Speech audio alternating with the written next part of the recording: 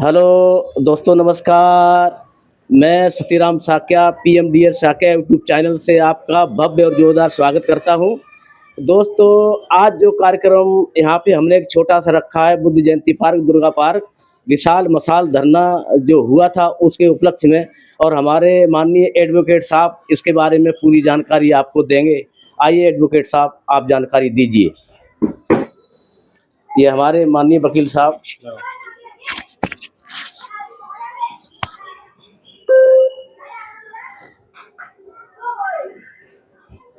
सभी को नवोदय, जय भीम। ये जो आज आदरणीय सतीराम जी आए हैं और इनका ये यूट्यूब चैनल है पीएमडीएस के नाम से, जब से ये धरना स्टार्ट हुआ है उसी टाइम से ये इस धरने को कवर कर रहे हैं और कवर करने के बाद लोगों के साथ घर घर भेजते हैं और लोगों को जागरूकता पैदा कर रहे हैं। इसके लिए इनको बहुत बहुत साधुवाद, धन्यवाद देता हूँ। आज हमारी जो 3 संस्थाएं थी, Akhil Bharatiya Shakya Mahasabha, youth Buddhist society of India and Tathagat Shakya Muni Gautam Buddha विहार संस्था, ये तीनों ने मिलके पहले तो यहाँ धरना बिठाया था। 12 जुलाई से हमारा रेगुलर धरना चला और 26 अक्टूबर को एक विशाल मशाल यात्रा यहाँ पर निकाली गई, जिसमें हमारे कुछ बहुत महत्वपूर्ण साथी हैं जिन्होंने अपना तन मन धन से हमारा सपोर्ट करा। और उस सपोर्ट के लिए आदरणीय सुरेश बौद्ध जी, जो कि YBS के प्रेसिडेंट हैं, इनको सम्मानित करना चाह रहे हैं। वो आज संस्था से आए हैं, हमारे बीच में आए हैं और वो सबको सम्मानित करेंगे। तो हम चाहते हैं कि इसी कड़ी में हमारे पूजनीय बिच्छू जी हैं, आदरणीय कन्ना बौद्ध जी, थोड़ा सा इस पर अपना विचार रखें। है माइक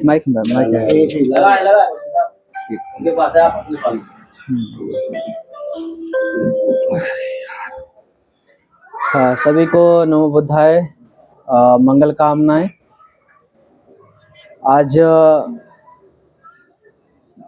दुर्गा पार्क में, बुद्ध जयंती पार्क ये यहाँ पर स्थित, और 12 जुलाई से कंटिन्यू धरना प्रदर्शन चलता रहा है, आज भी चल रहा है और आगे चलता रहेगा। अभी गए महीने में इसमें मिसाल यात्रा जो निकाली गई, यहाँ सेक्टर 1 और पूरा महावीर एन्क्लेव लगभग में 6-7 किलोमीटर की यात्रा रही। उसमें कई चीज़ें सामने आई हैं और जो लोग उसमें मेहनत किए हैं, सभी लोग, उन सभी का मैं साधुवाद करता हूं। और आज YBS के प्रेसिडेंट सुरेश बौद्ध जी उन पूरी टीम को सम्मानित करेंगे, वो भी आने वाले हैं हम लोगों के बीच में। और यहाँ पर हमारे बनते धम्मरक्षित जी 12 जुलाई से कंटिन्यू संघ के गरिमा को बनाए रखने के लिए और धरने को सुचारू रूप से चलाए रखने के लिए पूरा उन्होंने टाइम दिया। आगे भी वो टाइम पूरा देंगे और ये धरना आगे भी चलता रहेगा। जो मिसाल यात्रा निकली उसमें कई चीज़ें सामने आई हैं लोगों को। एक तो शाक्य जो वंश है उसके बारे में पता लगा, और बुद्धिज्म का कौन सा एक ऐसा महत्वपूर्ण धार्मिक होली प्लेस है जो दूसरे लोगों के हाथ में कब्जा है, और वो आज से नहीं 49 से, यानी 1949 से संविधान लागू होने से पहले का वहाँ पर वो था। और उसको जवाहरलाल नेहरू के समय में वो एक्ट बनाया गया था, उसको निरस्त कराने के लिए लोगों ने प्रयास किया और आगे भी अभी कोर्ट में उसका चल रहा है। और मशाल यात्रा दिल्ली में ही नहीं, यूपी में, महाराष्ट्र में, MP में, झारखंड में, बिहार में, और महाराष्ट्र में, ये तमिलनाडु में, चेन्नई में, गुजरात में, कई जगहों पे मिसाल यात्राएं लगातार कंटिन्यू निकाली जा रही हैं और निकाल चुके हैं कई जगह। और कोर्ट में भी इसकी सुनवाई चल रही है, दिल्ली सुप्रीम कोर्ट में। उसमें हमारे वकील साहब रामवीर सिंह साक्या जी मुख्य भूमिका उसमें निभा रहे हैं और पूरा सहयोग है दिल्ली के लोगों की तरफ से। उसके साथ साथ दिल्ली के लोगों को शाक्य के बारे में थोड़ा पता लगा कि शाक्य लोग बुद्धिज्म के लिए संघर्ष कर रहे हैं। अभी तक तो जो ये था कि केवल एक दूसरा समुदाय जो है वही धरने को या फिर माओवादी महाविहार को मुक्त कराने के लिए लड़ाई लड़ रहे, लेकिन शाक्यों का कोई अस्तित्व नहीं था।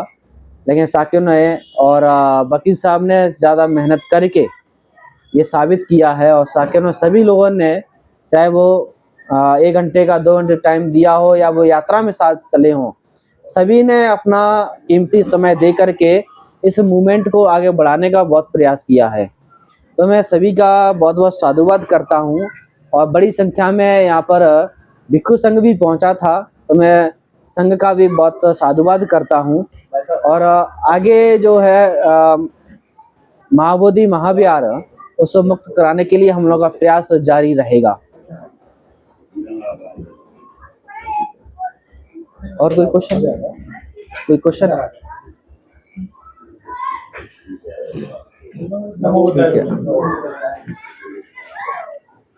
अभी आदरणीय कर्णगौर जी ने अपनी बात रखी और इसी कड़ी में मैं चाहता हूं कि जिस दिन से हमारा धरना स्टार्ट हुआ है, जिस दिन 12 जुलाई से हमारा धरना स्टार्ट हुआ है, उसी दिन से हमारे भिक्षु धम्म रक्षित हमारे साथ इस धरने पर बैठे हैं और पूरी सजगता से यहाँ पर जब भी कोई आया उन्होंने अपनी बात रखी और उनको बीटी एक्ट के बारे में और माओवादी महाविहार मुक्ति के बारे में पूरी बात डिटेल से बताई। और इस धरने पर उनकी एक विशेषता और रही, उन्होंने यहाँ की जो पब्लिक थी जो यहाँ आती थी उनको एक विपස්සना भी सिखाई, एक टाइम निकाल के उनको विपස්සना भी सिखाई और बहुत ज्ञानवर्धक बातें बताई। तो हम इसी कड़ी में आगे चाहता हूँ कि हमारे आदरणीय भिक्षु धम्म रक्षित जी अपनी बात रखें। भिक्षु धम्म रक्षित जी। सभी को नमो बुद्धाय, मंगल कामनाएं।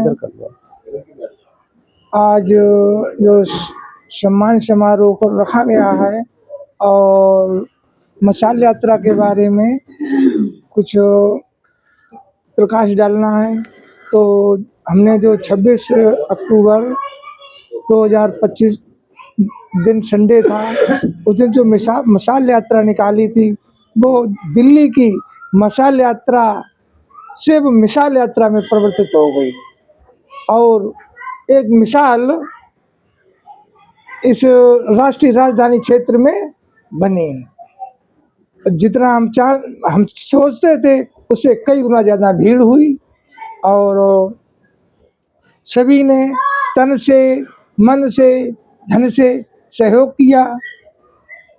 मैं वक्त पर कभी कभी हिम्मत हारता था, तो यहाँ का समाज उत्साहित करता था, बंदे जी खर्चा की हेडक नहीं, खर्चा आप करेंगे, पैसे की बिल्कुल चिंता नहीं करना है। तो बड़ी प्रसन्नता होती थी और उसी प्रसन्नता के साथ उत्साहित बना रहा। और जिस समय यात्रा निकली तो उससे बहुत बड़ा उत्साहवर्धन हुआ, समाज में चेतना जागी कि कोई व्यक्ति, बहुत से व्यक्ति ऐसे हुआ करते जो शाक्यों का नाम ही नहीं जानते थे कि हाँ शाक्य भी बौद्धिस्ट हैं या शाक्य भी क्या नाम इस माओवादी महाविहार मुक्त आंदोलन में सक्रिय है। केवल एक विशेष वर्ग ही इसमें सक्रिय माना जाता था, लेकिन इस दिल्ली एनसीआर में शाक्यों ने ऐसी अपनी छवि छोड़ी कि जिससे जो कभी भी व्यक्ति नहीं जानता था कि माओवादी महाविहार क्या है, इसका आंदोलन क्या है, ये आंदोलन क्यों कर रहे हैं, बीटी एक्ट क्या है, इसकी जानकारी बच्चा, बुढ़ा, जवान, यानी कहने का मकसद हर किसी को, हर किसी व्यक्ति को, हर किसी संप्रदाय के व्यक्ति को मालूम हो गया कि ये हमारी जो भारत सरकार है और हमारी जो बिहार सरकार है वो बौद्धों के साथ कितना अत्याचार कर रही है, सबके दिमाग में बात पहुंच गई।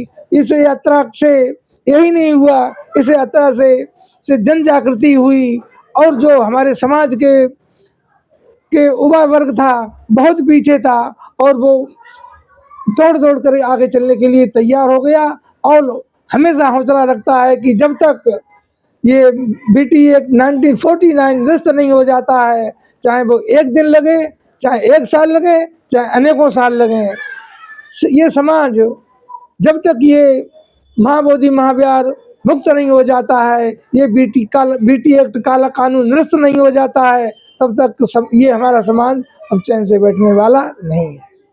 इसी के साथ मैं अपनी वाणी को विराम देता हूँ। नमो बुद्धाय, जय सो।